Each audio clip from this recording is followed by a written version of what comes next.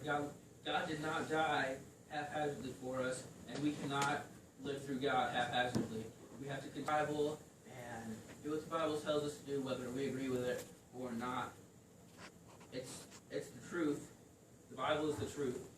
Whether you agree with it or disagree with it, it doesn't matter. Like I said, it's like a little kid. You can disagree about the candy and how you want it, all you want, all day, all night, but there was still a reason for it, and you will still one day may figure it out. But if you walk away and you never try to confront that issue again, you will never know.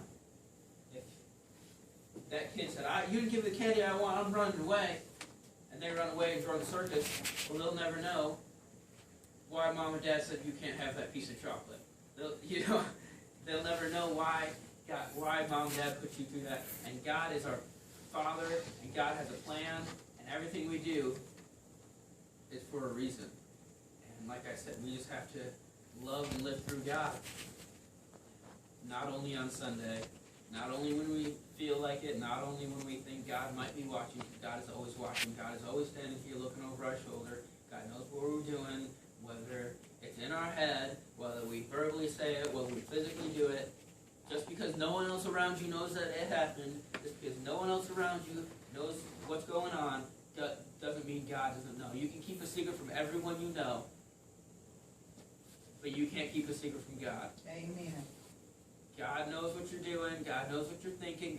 And if it's not through God, sorry. Like John 14, it says, you can't get through God. You cannot get to God without me.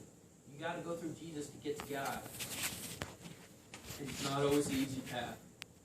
And more likely it will be the harder path to go through and live with God. But we have to be strong enough and understand enough out of the Bible to know, okay, this is the right thing. It may not be the easy thing, but it's the right thing. God gave it to me for a reason. And you will live through that, and He will never give you anything you can't handle. He will not do anything that through Him is impossible, because nothing through Him is impossible. And that's pretty much my message for today. Brother Al, I have got some prayer requests. Okay. Mark Clark, I would like to lift him up. Phyllis told me this morning that he's having some real issues and was put on certain medication and had some pretty bad suicidal thoughts. And I want to remember baby Oliver Clark. He was born at 24 weeks, and he's finally up to, he's finally up to 4 points. And he's back on a vent. They put him back on his vent. He had some issues and stuff. And boy, there's been a lot. My friend Sherry over in Indiana, she's better, but she had blood clots and everything, and we about lost her. But I'd like to keep all of those, lifted up, and all in that prayer box up there from day one. Let's just, keep them lifted up as well. Does anybody else have a prayer request today? For our families, they each have their own thing they need to pray for. Yep. All right. Bow our head in prayer. God, I lift up all those people that were said out loud, or maybe somebody thought it to themselves. Maybe someone here needs prayer. I may not know what's going on. I may not need to know. If I don't know, it's probably not meant for me to know. It's probably not where I need to be.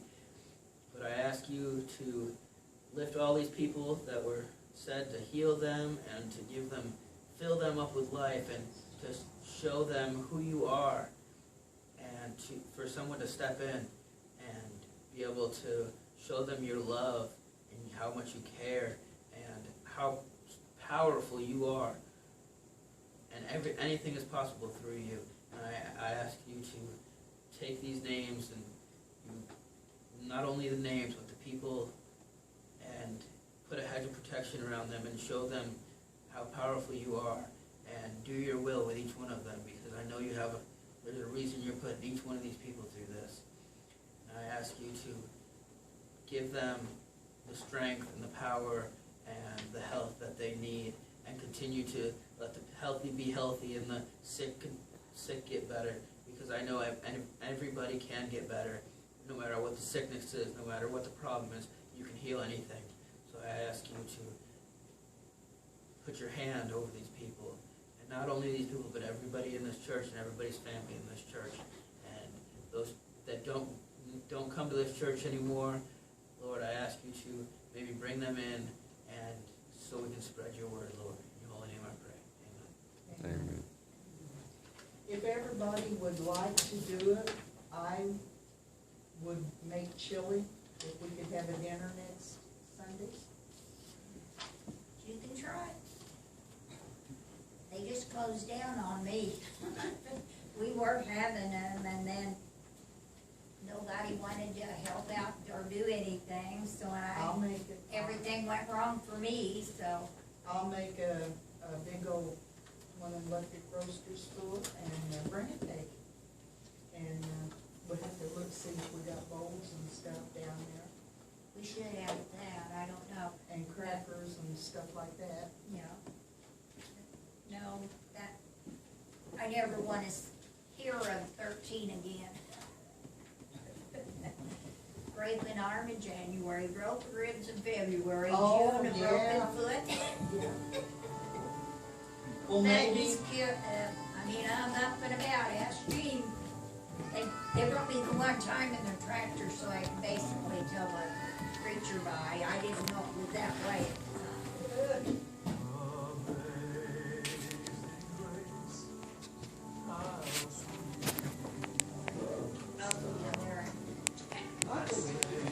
Oh, now I know how to do it. No, it's Now I know how to do it. It's a one-man job.